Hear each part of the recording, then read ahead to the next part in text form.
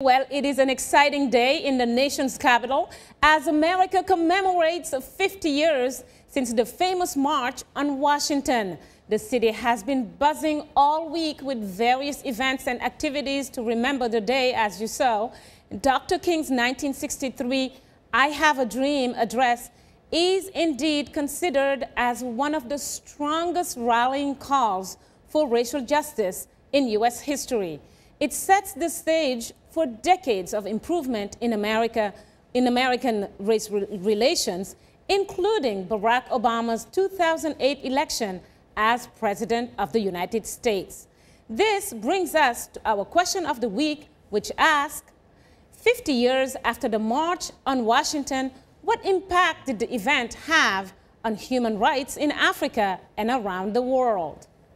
Well, we'll get right to your reactions and begin with Francis Buyondo from Makerere University in Uganda. He writes, there have been many positive changes for black people in general. Barack Obama is in the White House and blacks rule almost all sectors of life in America, especially in sports and entertainment. Another comment comes from Arkando Ndawala in Dar es Salaam, Tanzania, and he posted this about Dr. King, a true model of civil rights fighter. Long live Dr. Martin Luther King's philosophy. Well, Shaka, the legacy of Dr. King remains strong. I, along with every black person in America, owes him and everyone who marched for freedom and equality that day and on so many other occasions, a huge debt of gratitude. I have a 7-year-old daughter, and like that little girl that you saw who in a blue dress was helping to ring that bell, well, for my daughter today, I can choose any school that she wants to go to, and that was not the case in 1963. Shaka? Oh, terrific, terrific, Mariama. And of course, I wish her whatever she wishes for herself.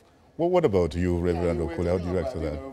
The pitch that the struggle, saying the struggle remains, when yes. Obama said, in 1963, the march was about jobs, about freedom, about justice. Dignity. Dignity, human dignity. So when you look at the tension that he was referring to, within this society, the tension of change, the tension that people want things to stay the old way, the tension between those who have benefited from the system and those who want to enter remains at every level. And sometimes you see here where we will be willing to spend $25,000 to incarcerate a young man in the prison rather than give it to scholarship so he can get a good education and be a free person. Mm-hmm. So that tension continues in many areas.